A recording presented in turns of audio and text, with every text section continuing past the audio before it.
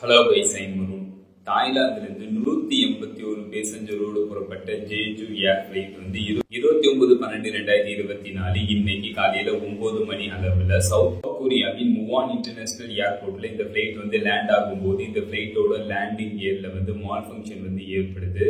அதன் காரணமா இந்த ஜேஜு ஏர் ஃபிளைட் வந்து முவான் இன்டர்நேஷனல் ஏர்போர்ட்டோட ரன்வேல உரசியபடியே இந்த ஃபிளைட் வந்து லேண்ட் ஆகுது. அதுக்கப்புறம் இந்த ஜேஜு ஏர் ஃபிளைட் வந்து ரன்வேல இருந்து ஸ்கிட் ஆகி சுற்றுச்சுவர் மீது மோதி இந்த ஃபிளைட் வந்து தீப்பிடித்து எரிந்து விபத்துக்குள்ளாகுது. உடனே 80 ஃபயர் ஃபைட்டர்ஸ் மற்றும் எமர்ஜென்சி டீம் வந்து அந்த இடத்திற்கு விரைந்து வராங்க. அப்புறம் தீப்பிடித்து எரிந்த அந்த ஃபிளைட்டோட ஃபயரை வந்து ஃபயர் ஃபைட்டர்ஸ் வந்து கண்ட்ரோலுக்கு கொண்டு வராங்க. அதுக்கப்புறம் ரெஸ்கியூ ஆபரேஷனும் வந்து நடைபெறுது. விபத்துல 85 பேர் வந்து உயிரிழந்திருக்காங்க. இந்த மாதிரி துயரமான சம்பவம் வந்து சவுத் கொரியால வந்து ஏற்பட்டிருக்கு.